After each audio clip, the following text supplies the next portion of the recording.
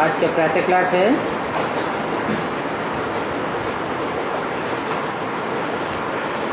7/11/68। ओम शांति। मीठे मीठे रूहानी बच्चे क्या कर रहे हैं? युद्ध के मैदान में खड़े हुए हैं ना। अब खड़े तो नहीं हो, तुम तो बैठे हो। तुम्हारी सेना कैसी अच्छी है। इसको कहा जाता है रूहानी बाप की रूहानी सेना।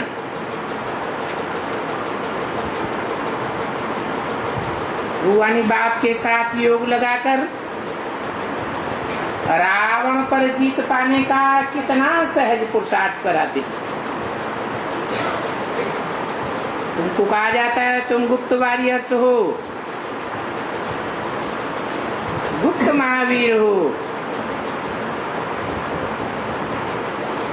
5 विकार, उसमें भी पहले देह अभिमान पर तुम विजय पहनते हो। बाप विश्व पर जीत पाने, भविष्य में शांति स्थापन करने के लिए कितनी सहज युक्ति बताते हैं।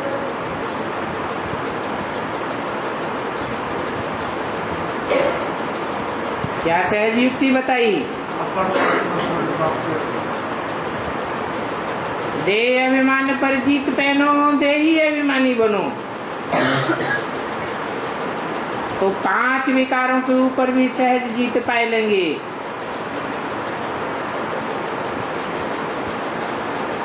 इन बातों को तुम बच्चों के बगैर और कोई भी नहीं जानते हैं। तुम विश्व पर शांति व अपना शांति का राज्य स्थापन कर रहे हो। जिस राज्य में अशांति, दुख, रोग का नाम निशान नहीं होगा। ये पढ़ाई तुमको नई दुनिया का मालिक बनाती है। बाप कहते हैं मीठे मीठे बच्चों, काम पर जीत पाने से तुम 21 जन्म के लिए जगत जीत बनते हो।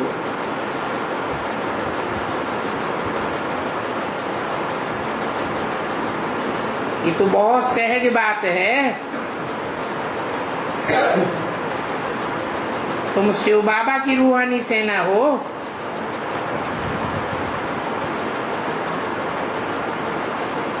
राम की बात नहीं है।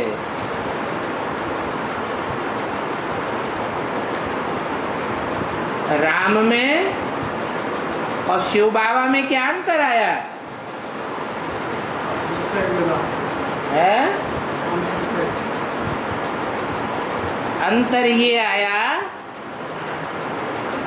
जब शिव बाबा कहते हैं तो शिव की आत्मा अलग है और राम की आत्मा अलग है।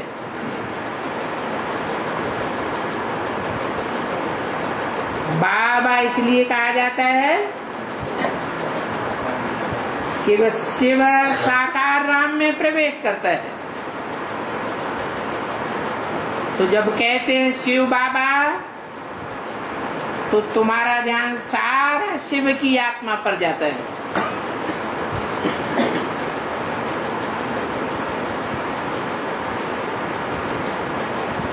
तो रूहानी सेना हो गई। तो न राम की बात है और न कृष्ण की बात है। राम और कृष्ण सदा काल के लिए रूहानी बनते ही नहीं हैं। एक शिव ही है जो सदा काल के रूह की स्टेज में स्थित रहने वाला है।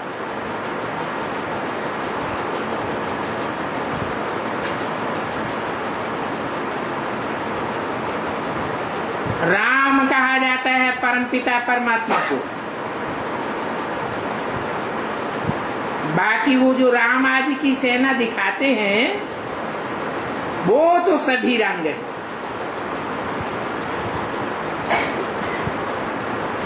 क्योंकि बंदरों की सेना तो होती नहीं है।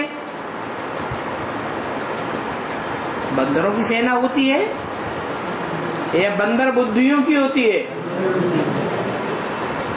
तो उन्होंने बंदर दिखाई दिए हैं। भक्ति मार्ग में स्थूल बातें उठाई लेते हैं, बात समझाते हैं ड्रामा के प्लान अनुसार। भक्ति मार्ग में तुम मुझ बाप से बहुत दूर हो गए हो।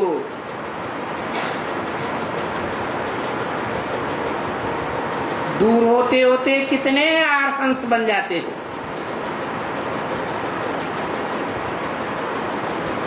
खास भारत और सारी दुनिया निर्धन की बन जाती है।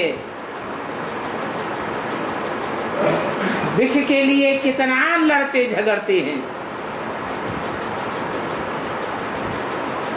गायन भी है, अमृत छोड़ भिख काहे को खाए।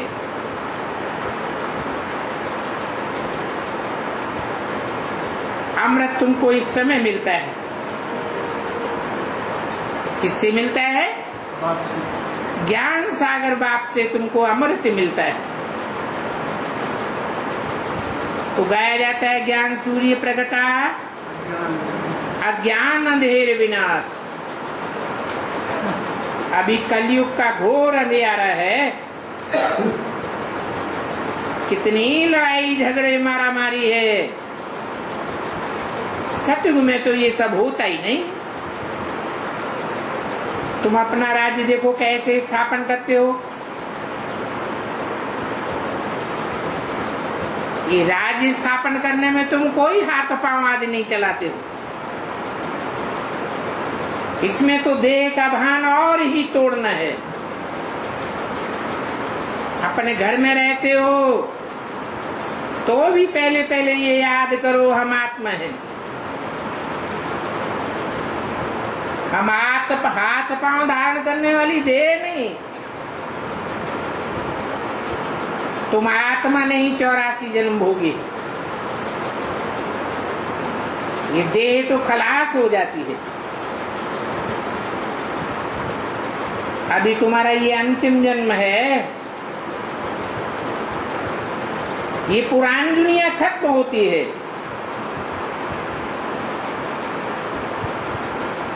अभी तुम पुरुषोत्तम संगम युग में हो।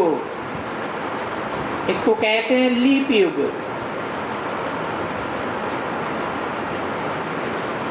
चोटी के ब्राह्मण हो और चोटी बहुत छोटी होती है। तुम मुट्ठ भर ब्राह्मण हो, परंतु ब्राह्मणों की चोटी मशहूर है।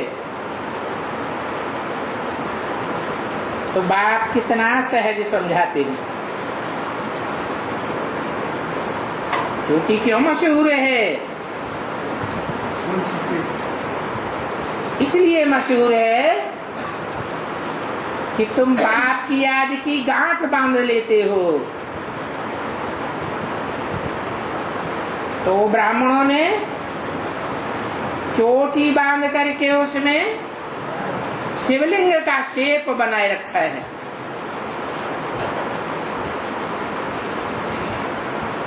अब है तो याद की बात। तुम हर 5-4 वर्ष बाद बाप से आकर ये पढ़ाई पढ़ते हो राजभाग प्राप्त करने के लिए। और एम ऑब्जेक्ट भी तुम्हारे सामने है। शिव बाबा हमको ये लक्ष्मी नारायण जैसा बनाते। बाबा कहेंगे हाँ बच्चों, क्यों नहीं बनाऊंगा। सिर्फ देवान को छोड़ अपन को आत्मा समझो। मुझ बाप को याद करो तो तुम्हारे पूर्व जन्म के सारे पाप कट जाएंगे। देवान से ही पाप होते हैं। देवान कट जाएगा तो जैसे कि तुम शुद्ध आत्मा बन जाएगा। तुम जानते हो इस जन्म में पावन बनने से हम 21 जन्म पुण्य आत्मा बनते हैं। वहां कोई भी पाप नहीं करेंगे। सतयुग त्रेता में पूरे 21 जन्म लेते हो, फिर उत्तराई शुरू हो जाती है, ये भी जानते हो। हमारे लिए ही ये 84 का चक्र है। सारी दुनिया को ये पढ़ाई नहीं पढ़ने आवेगी, हम ही पूरे 84 का चक्र लगाते हैं। सतयुग त्रेता बाप ही स्थापन करते हैं, जो फिर अभी स्थापन कर रहे हैं। फिर द्वापर कलयुग में रावण की स्थापना होती है, और रावण का चित्र भी है। चित्र चरित्र की यादगार होती है। कितने मुख दिखाते हैं? 10 मुख दिखाते हैं। तो 10 प्रकार के ऐसे चरित्र करने वाले कोई होंगे विशेष। ऊपर में गधे का शीश रखा हुआ है, वो है देह अभिमान। विकारी चट्टू बन जाते हैं। अभी तुम समझते हो हम क्या थे? बाप बगैर हम कितने गंदे बन गए। कहा जाता है डर्टी ब्रूट्स, छी विकारी बन जाते हैं। इनको मूत पीना कहो, बिस्ता खाना कहो, बात तो एक ही। कहते भी हैं संखिचोर हरामखोर। ये है ही पाप आत्माओं की दुनिया। पाप आत्माओं की दुनिया में 500 करोड़ आदमी हैं। पुण्य आत्माओं की दुनिया में 9 लाख होते हैं।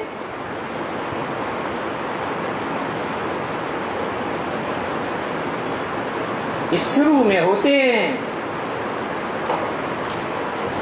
तुम अभी सारे विश्व के मालिक बनते हो।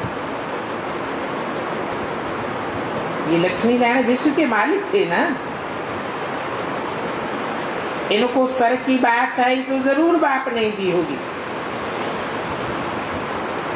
बाप कहते हैं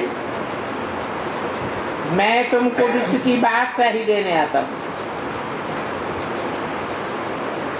तो अभी पावन जरूर बनना पड़े,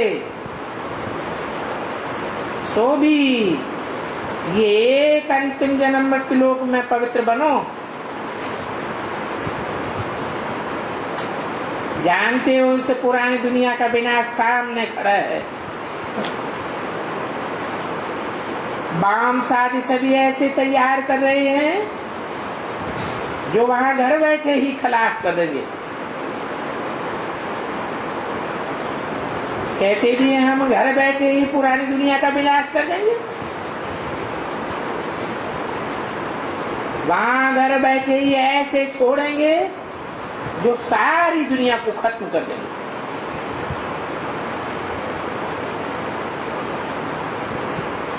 तुम भी यहां घर बैठे योग बल से विश्व के मालिक बन जाते हो। तो तुम शांति स्थापन कर रहे हो योग बल से, और वो साइंस के बल से सारी दुनिया को खलास कर देते हैं।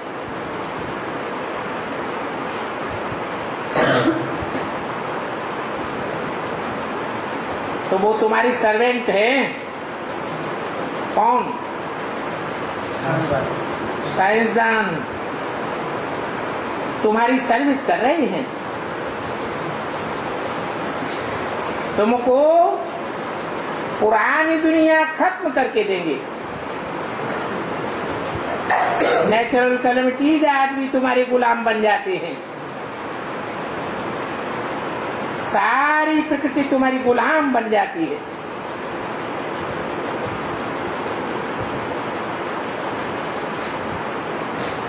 अभी तो गुलाम नहीं है।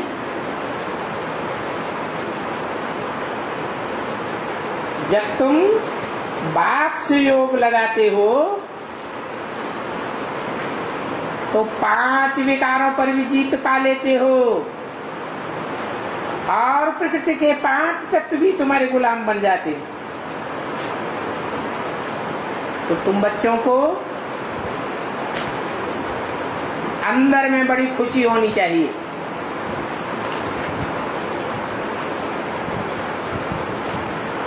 तुम बच्चों को ही क्यों? बाप के समूह हमें बच्चे, क्योंकि हमको सारे विश्व की बादशाही मिलती है। सारी दुनिया खलास हो जाएगी हाय हाय करके। 7/11/68 की वाणी का दूसरा पेज।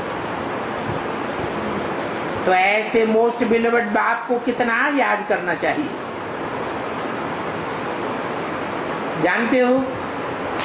यही भारत पूरा शिवालय था। अभी इनको कहा जाता है वैश्यालय, क्योंकि भिखारी है, खास भारत भिखारी है और दुनिया आम भिखारी है। तो भारतवासियों को लज्जा आनी चाहिए।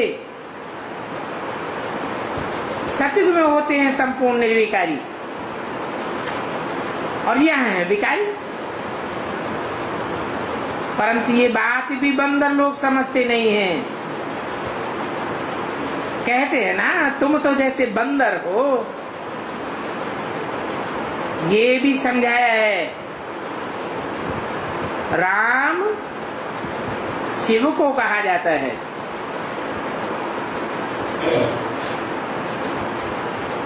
क्यों? राम की आत्मा तो अलग, कृष्ण की आत्मा अलग। राम शिव को कैसे कहा जाएगा? शिव का तो एक ही नाम है, मेरी बिंदी का ही नाम है शिव। औरों के नाम तो देह पर पड़ते हैं।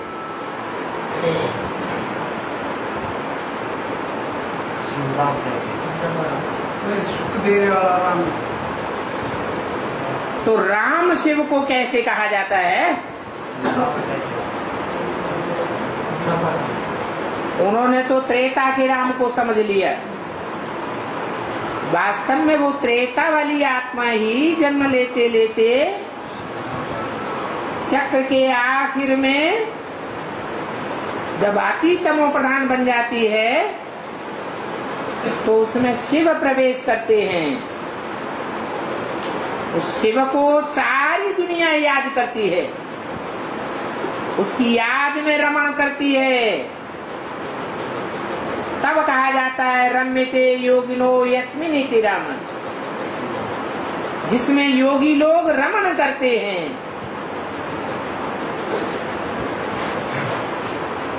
याद में रमण करते हैं। याद से खुशी होती है ना। तो किसकी याद से खुशी होती है? राम की याद से, जो खुद ही 84 के चक्र में आने वाला है। शिव की याद से खुशी आती है। अगर शिव उस ज्योति बिंदु आत्मा को निकाल दिया जाए तो क्या रह जाएगा? सब रह जाएगा, मुर्दा।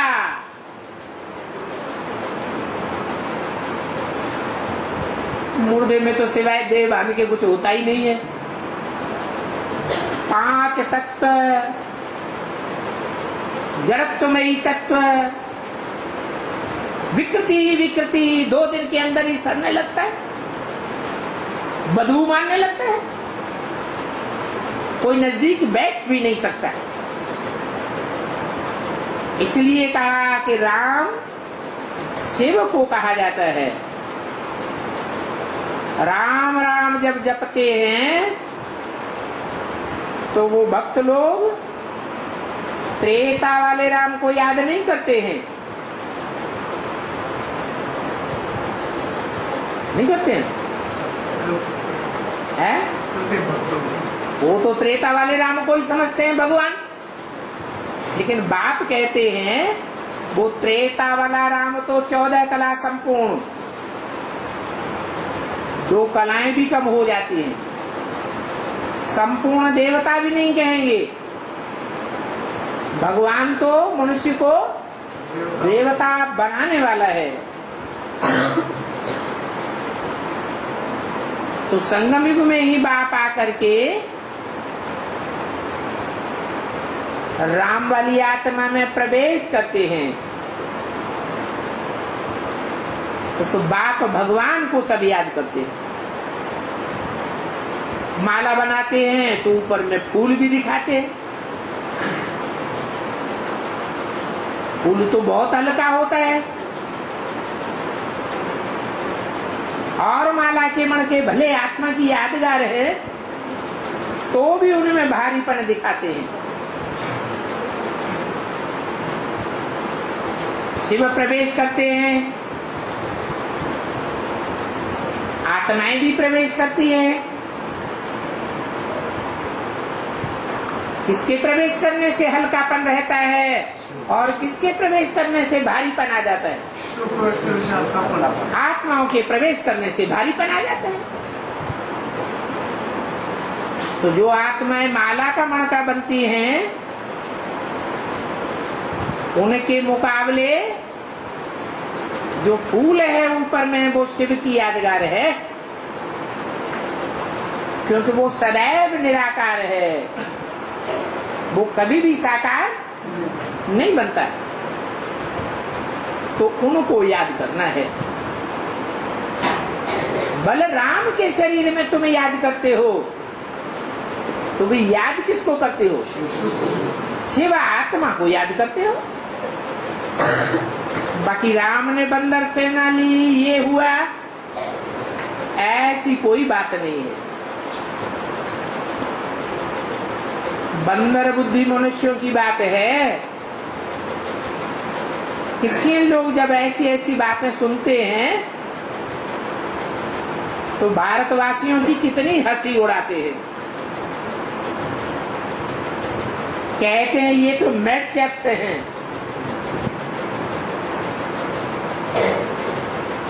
राम की सीता चुराई गई, कृष्ण को इतनी रानियां थी, कितना बेविचारी था, कितना दोष धरते हैं। अभी तुमको तो स्मृति आ गई है। बरोबर हम भी बंदर थे। अभी बाप ने कहा हियर नो इविल, इन गंदी बातों को मत सुनो, मुख से बोलो भी नहीं। बाप समझाते हैं तुम कितने डर्टी बन गए हो।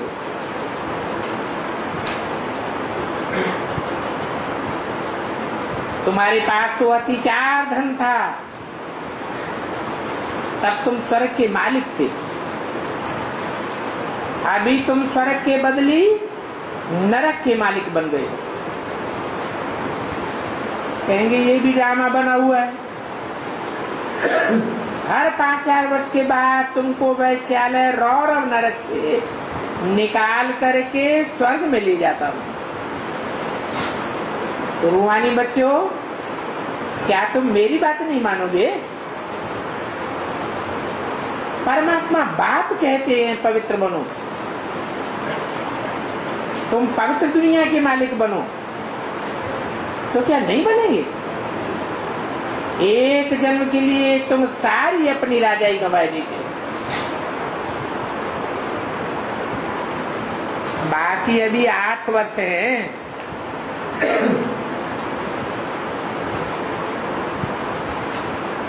8 वर्ष के बाद विनाश तो जरूर होगा।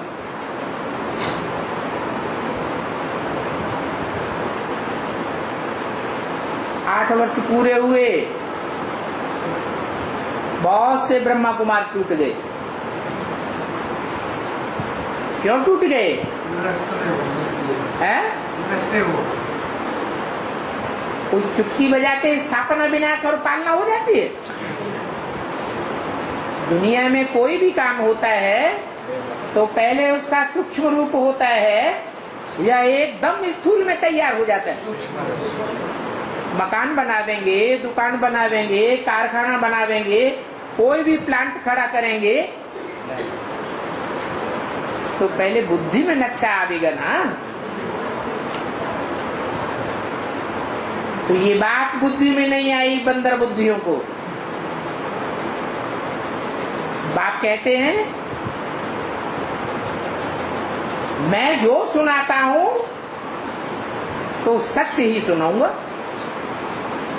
झूठी बात बताऊंगा क्या? तो जो 8 वर्ष में विनाश की बात बताई वो रूहानी स्टेज में स्थित होने वाले बच्चों के लिए बताई। जो जितना सूक्ष्म स्टेज धारण करने की प्रैक्टिस करते हैं, सूक्ष्म मनन चिंतन मंथन करते हैं, तो उनकी बुद्धि में ईश्वर की बोली हुई बातें समझ में आती है। बेहद का बाप बेहद के बच्चों से बेहद की बातें करते हैं। तो ये मनसा के अंदर ब्राह्मणों की नई दुनिया के विनाश और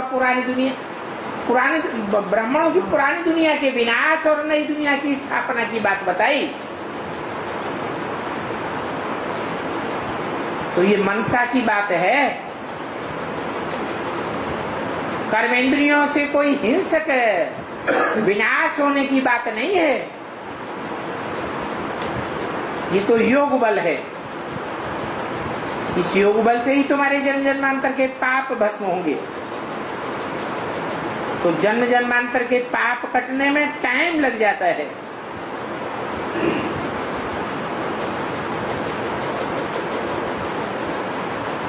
बच्चे शुरू से ही आए हुए हैं संक्षिप्त से, परंतु उनका 10% भी योग नहीं लगता है। इसलिए उनके पाप कटते ही नहीं। पाप कटते नहीं है तो आत्मा हल्की रहती है या भारी रहती है? भारी आत्मा रहती है तो उसमें मनन चिंतन मंथन चल ही नहीं सकता। जो नए नए आते हैं वो झट योगी बन जाते हैं, तो उनके पाप कट जाते हैं। हल्के हो जाते हैं तो खूब सर्विस करने लग पड़ते हैं। ये क्या बात हुई है? सतो प्रधान नहीं आते हैं, सतो प्रधान और पुराने सतो प्रधान तमो प्रधान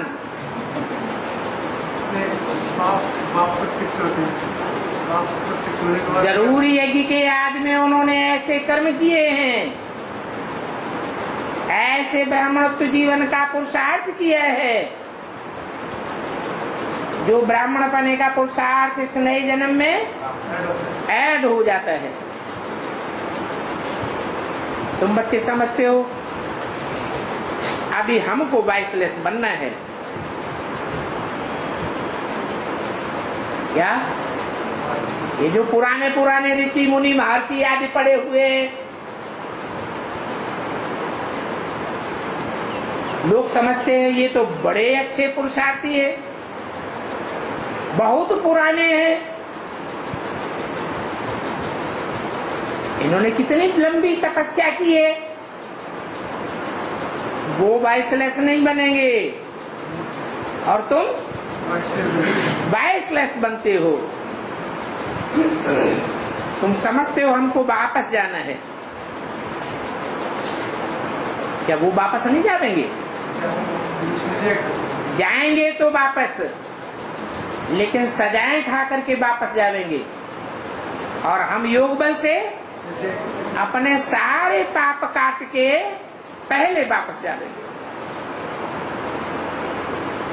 हम जानते हैं बाप आया हुआ है ले जाने के लिए।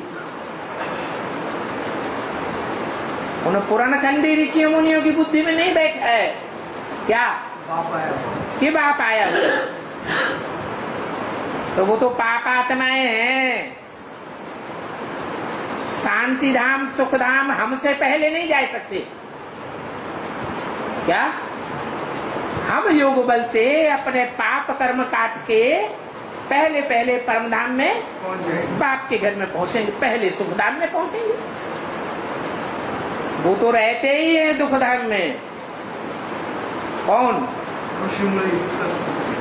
वो हद के ऋषि मुनि हो, चाहे वेद ब्राह्मणों की दुनिया के ऋषि मुनि सन्यासी हो,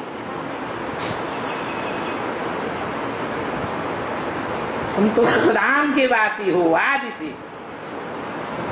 इसलिए अभी बाप कहते हैं मुझे याद करो, तो तुम्हारे पाप भस्म हो जाएंगे।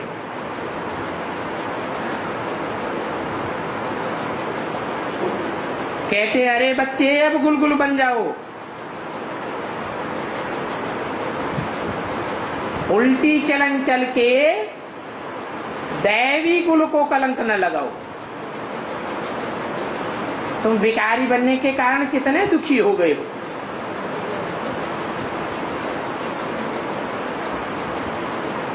परंतु ये भी ड्रामा का खेल बना हुआ है।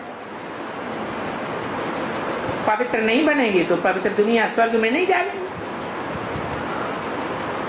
भारत स्वर्गवासी था तो सपूरी में था, अभी नरकवासी है। तुम बच्चों को तो बहुत खुशी से विकारों को छोड़ना चाहिए। क्या? रो पीट के नहीं छोड़ना चाहिए, लड़ाई झगड़े करके नहीं रो छोड़ना चाहिए। कैसे कैसे छोड़ना चाहिए? बहुत खुशी खुशी से छोड़ना चाहिए। कि मूत पीना तो फट से छोड़ देना है। मूत पीते पीते तुम बैकुंठ में छोड़े ही जा सकेंगे। अभी ये लक्ष्मी नारायण बनने के लिए तुमको पवित्र बनना है। तुम समझा सकते हो कि इन लक्ष्मी नारायण ने राजाई कैसे प्राप्त की है? राजयोग से प्राप्त की है। तो ये पढ़ाई है।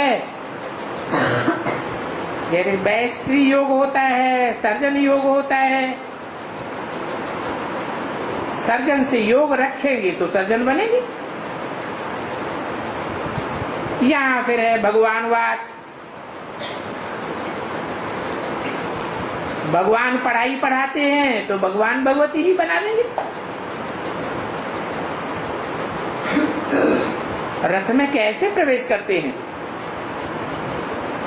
कहते हैं बहुत जन्मों के अंत में मैं इनमें बैठ बच्चों को नॉलेज देता हूं।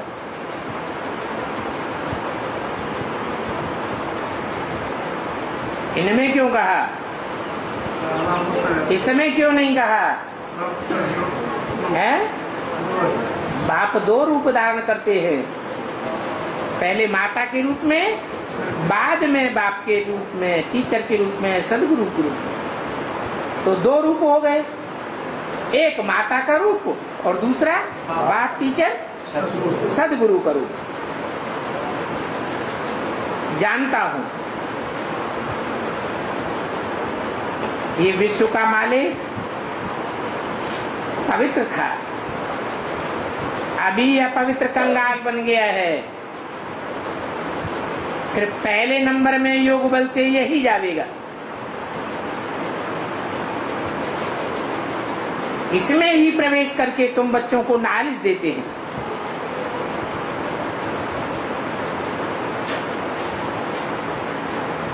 वेद का बाप कहते हैं बच्चे पवित्र बनो तो तुम सदा सुखी बनेंगे। क्या कहा? पवित्रता का सुख से क्या कनेक्शन है? जितना संगम युग में आत्मा पवित्र बनेगी उतना जन्म जन्मांतर सुख भोगेगी, और जितनी अपवित्रता रह जाएगी आत्मा के अंदर उतना दुख भोगना पड़ेगा जन्म जन्मांतर। तो कोई आत्मा तो 500 करोड़ में अव्वल नंबर की पवित्र बन जाएगी, बहुत सुख भोगेगी। और कोई आत्मा है, कोई आत्मा द्वयम नंबर की बनेगी,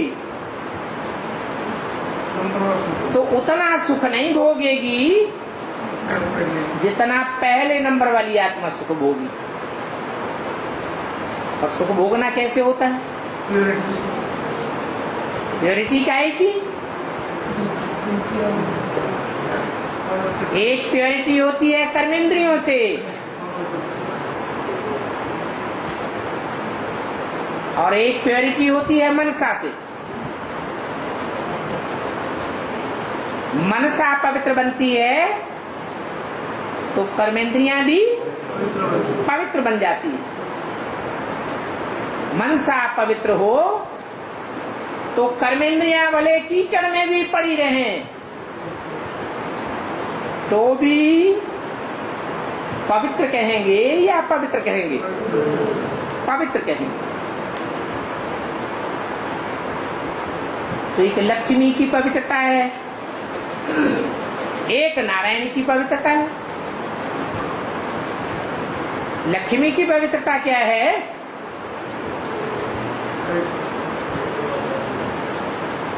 84 जन्मों में सिर्फ एक ही आत्मा के साथ संग का रंग लगेगा और दूसरे के साथ विकृति का कोई भी संग का रंग नहीं लग सकता। उसको कहेंगे संपूर्ण व्यभिचारी। तो ज्यादा से ज्यादा सुखी कौन रहेगा? कहेंगे लक्ष्मी की आत्मा ही बहुत सुख शांतिमय जीवन बिताती।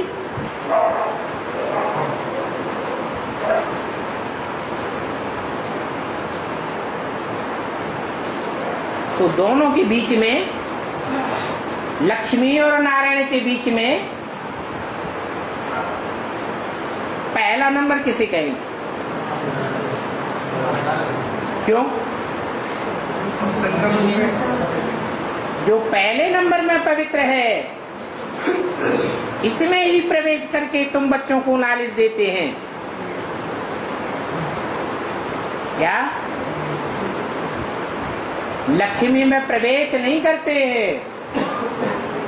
क्यों नहीं प्रवेश करते हैं? हैं? क्योंकि चोले से स्त्री चोला है और नारायण पुरुष चोला है। तो पुरुष चोला तो दुर्योधन दुशासन बताया, उसमें क्यों प्रवेश करते हैं?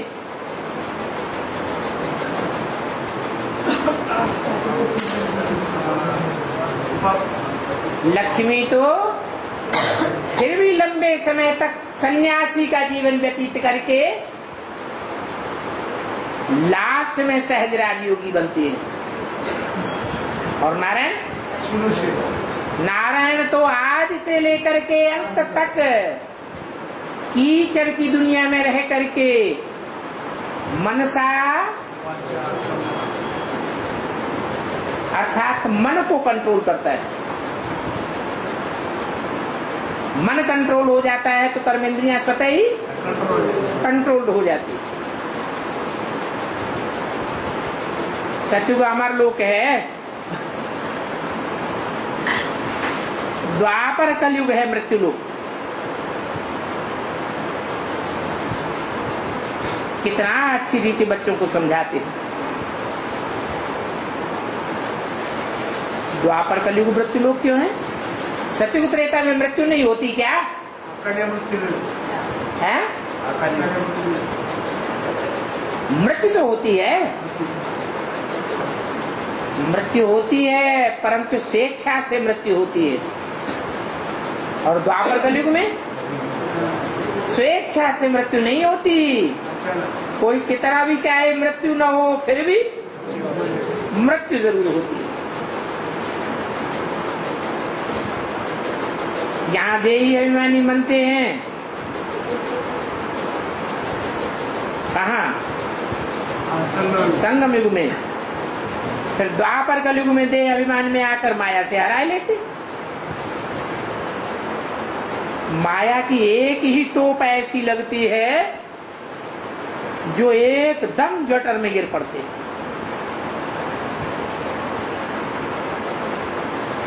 2 बाबा सिंध में भी वाणी चलाते थे।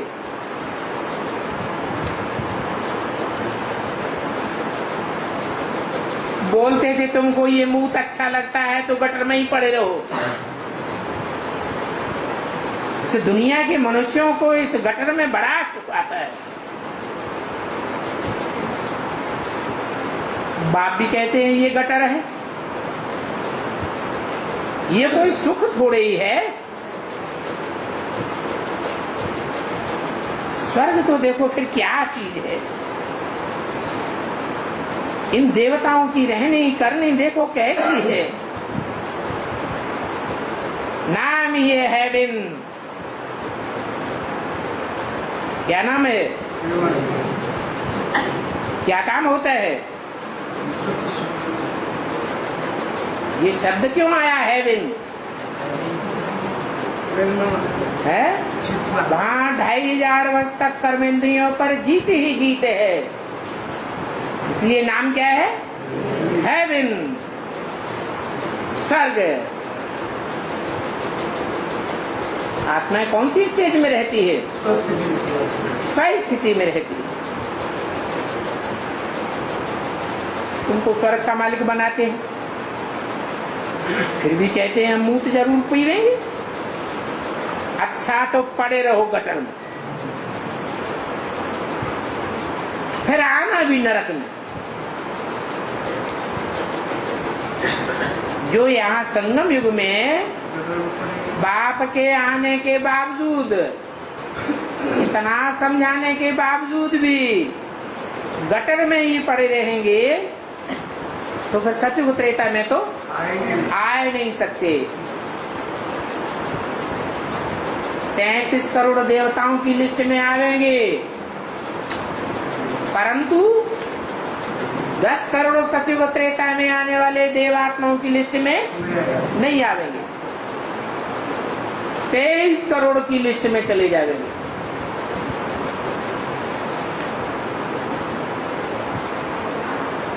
सजा भी बहुत खावेंगे। अभी तुम बच्चों की माया से युद्ध है, देह अभिमान में आकर बहुत छी काम करते हैं।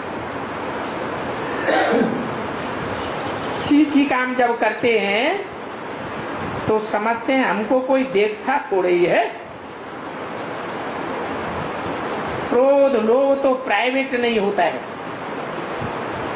सबके सामने आ जाता है। इस काम विकार में ही प्राइवेसी चलती है। कैसे दरवाजा बंद करके काला मुंह करते हैं। काला मुंह करते करते कृष्ण की आत्मा 84 जन्मों के बाद कितनी काली बन गई।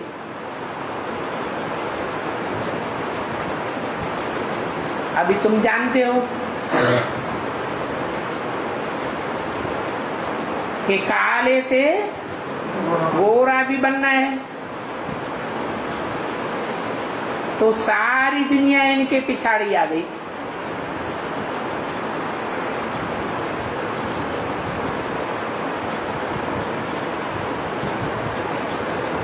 इनके नहीं कहा, सारी दुनिया उनके पिछाड़ी आ गई।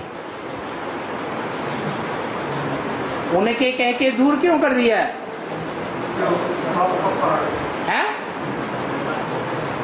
जिसे कृष्ण का शास्त्रों में गायन है, वो संगम युगी कृष्ण भविष्य में प्रत्यक्ष होगा। इसलिए कह दिया उनके।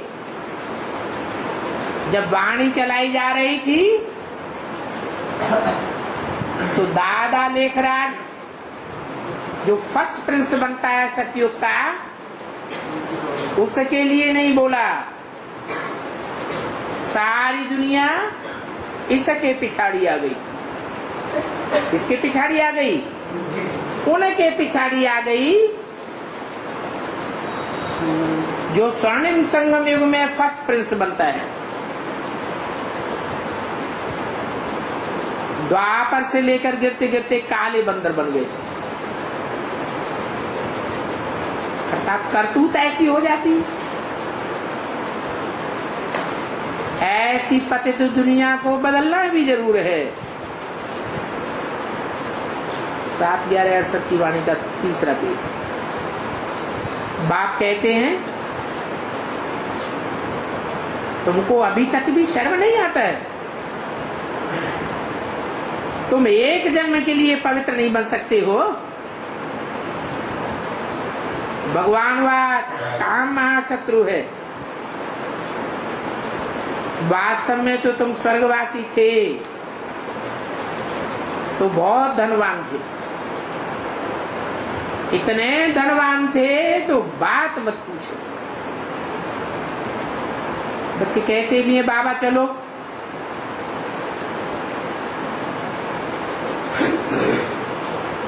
क्यों? बच्चे बाबा को कहते हैं बाबा चलो,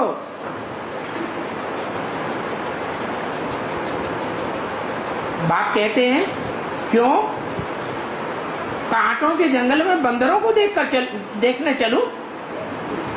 नहीं, अभी तो वहां उस दुनिया में चलना ही नहीं है। इन बंदरों को देख करके माथा ही पता नहीं क्या हो जाता है।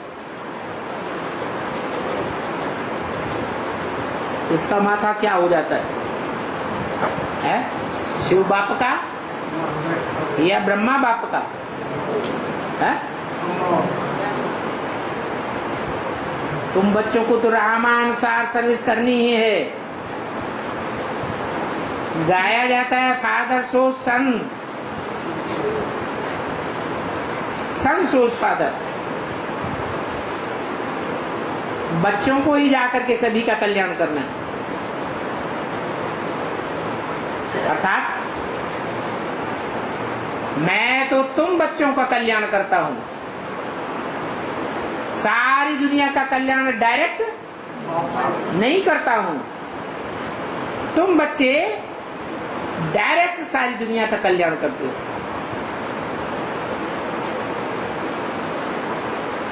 तो बाप को तो कहां जाना नहीं है।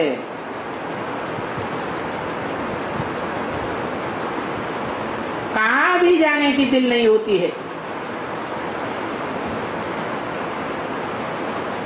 शिव बाबा इसके रथ में बहुत ही भटका है ज्ञान देने के लिए।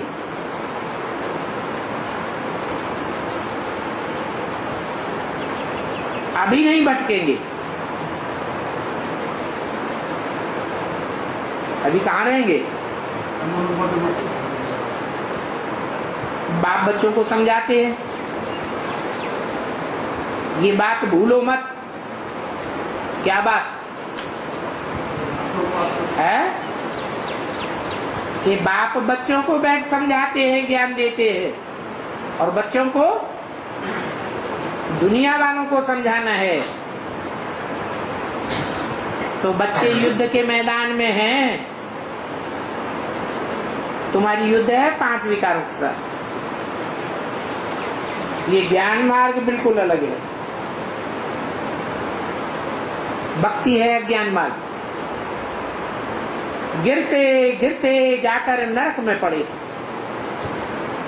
अभी बाप कहते हैं मैं तुमको स्वर्ग का मालिक बनाता हूं 21 जन्मों के लिए। तो तुमको स्वर्ग नरकवासी कौन बनाते हैं? कहेंगे रावण। तो क्या अंतर हुआ है? जो स्वर्गवासी बनाते हैं और जो नरकवासी बनाते हैं, उन दोनों में अंतर क्या है? इस बात का अंतर है जो वो स्वर्गवासी बनाते हैं और वो नरकवासी बनाते हैं। वो स्वर्गवासी कैसे बनाते हैं और वो नरकवासी कैसे बनाते हैं? एक की याद से स्वर्गवासी बनते हो। एक ही आकर के बताते हैं कि मैं सर्वव्यापी नहीं हूं, मैं तो एक व्यापी हूं। और रावण क्या कर देता है? सबकी बुद्धि में बैठा देता है कि भगवान तो सर्वव्यापी। तो कितना भटकते हैं।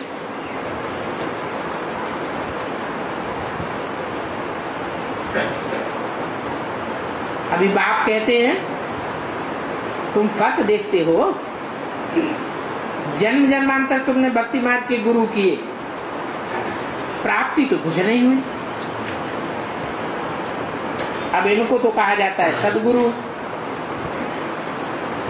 सिख लोग कहते हैं सदगुरु अकाल मूर्त,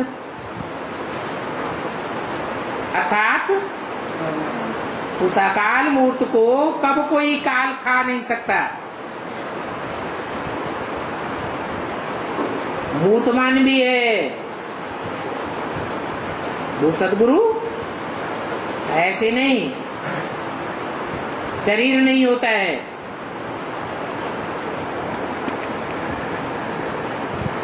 अभी बाप कहते हैं मैं तुमको काल के पंजे से छुड़ाने आया हूं, तो खुदा काल मूर्त होगा ना, तो सतयुग में फिर काल आता ही नहीं, उनको अमरलोक कहा जाता है। अभी तुम श्रीमत पर अमरलोक सतयुग के मालिक बन रहे हो, तो तुम्हारी लड़ाई देखो कैसी है। सारी दुनिया एक दो में लड़ती झगड़ती रहती, तुम्हारी तो 5 विकारों के साथ युद्ध है, उन पर तुम जीत पाते हो, तुम्हारा अंतिम जन्म है। मनुष्य समझते हैं ये ब्रह्मा कुमारियां कितना गपोड़ा मारती है।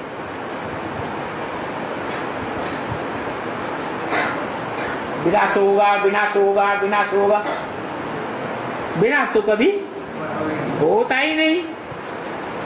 एक कहानी भी है, एक ने कहा शेर आया रे शेर आया, परंतु शेर नहीं आया। 2-4 बारी ऐसे हुआ, क्या कहा, 2-4 बारी ऐसे हुआ तो समझा शेर अब नहीं आवेगा, ये तो गपोड़ा ही मारता रहता है। तो एक दिन आ ही गया। ये भी ऐसे समझते हैं कि ब्रह्मा कुमारियां तो गपोड़ा मारती है, आखिर एकदम तो ये भंबोर को आग लग जाएगी। अभी कौरव संप्रदाय सभी अपने धंधे में है। क्या कहा है?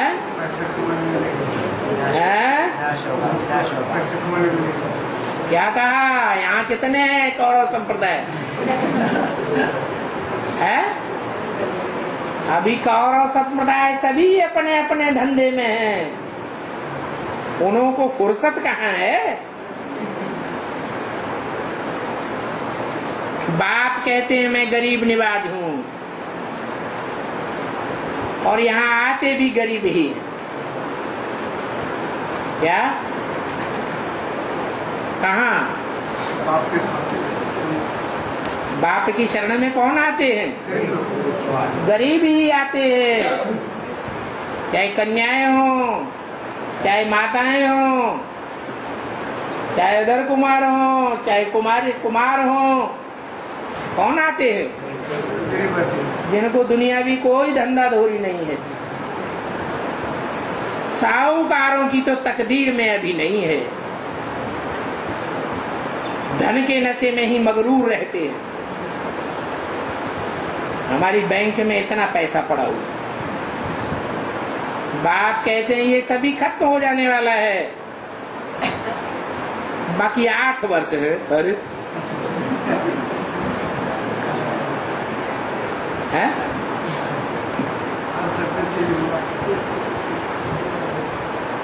ऐसे मत समझना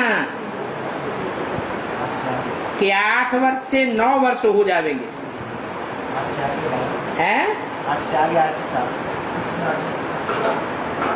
ऐसे नहीं समझना, 8 से 9 वर्ष हो जाएंगे, नहीं, और ही कम होगा, जास्ती नहीं होगा। ये बात अभी भी लागू होती है। क्या?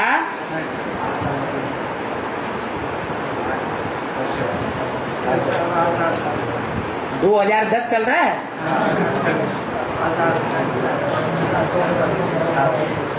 2018 की घोषणा हुई है, तो 8 वर्ष के 9 वर्ष नहीं होंगे क्या? 7 वर्ष होंगे, लेकिन 9 वर्ष नहीं होंगे।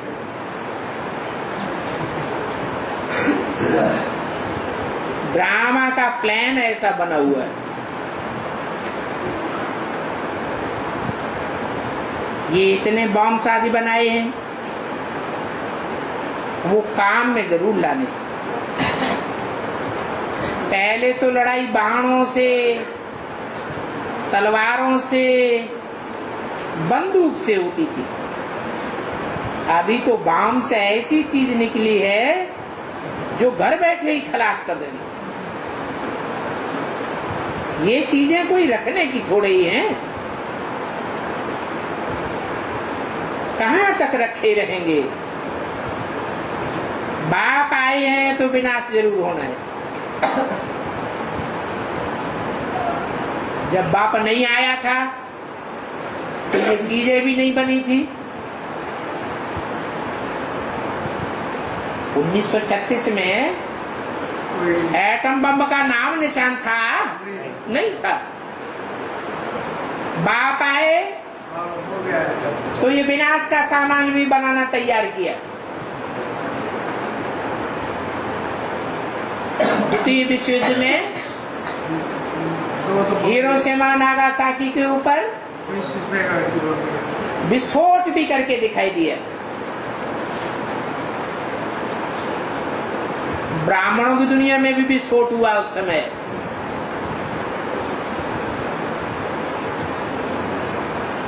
कितना माला बनाते थे, टूट गई माला। कोई कहां जाके गिरा, कोई कहां जाके गिरा। अभी फिर बाप एडवांस पार्टी तैयार कर रहे हैं। सारी दुनिया में फैले हुए मणकों को फिर से इकट्ठा कर रहे हैं।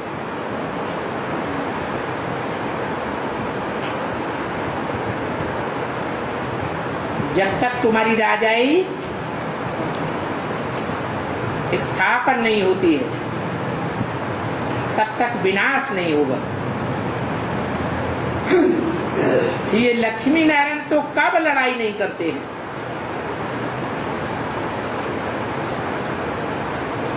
बल शास्त्रों में लिखा हुआ है, असुरों और देवताओं की लड़ाई हुई।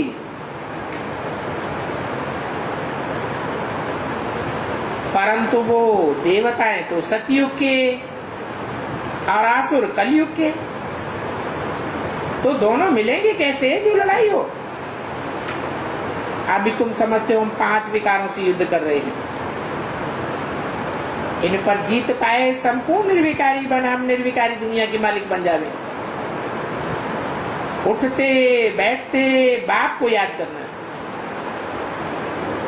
दैवी उद्धार करना। ये बना बनाया ड्रामा है, परंतु कोई कोई के नसीब में नहीं है। योग बल हो तो विकल्प विनाश हो, संपूर्ण बने तब संपूर्ण दुनिया में आ सके। बाप तो ये शंख ध्वनि करते ही रहते हैं। उन्होंने फिर भक्ति मार्ग में शंख वो तू तारे आदि बैठ बनाए हैं। क्या शंकर जी को क्या दिखा देते हैं? शंख नहीं दिखाते हैं, तू ताड़ी लटकी हुई दिखाते हैं। बाप तो इस मुख द्वारा समझाते हैं। ये पढ़ाई है राजयोग की,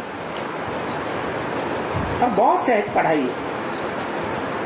बाप को याद करो, राजाई को याद करो। बेहद के बाप को पहचानो, राजाई ले लो। इस पुरानी दुनिया को भूल जाओ। तुम बेहद के सन्यासी हो, जानते हो ये सारी पुरानी दुनिया खत्म हो जानी है। इन लक्ष्मी नारायण के राज्य में सिर्फ भारत ही रहेगा। अच्छा, मीठे मीठे रूहानी बच्चों को रूहानी बाप दादा का याद प्यार गुड मॉर्निंग। रूहानी मीठे मीठे बच्चों को रूहानी बाप का नमस्ते।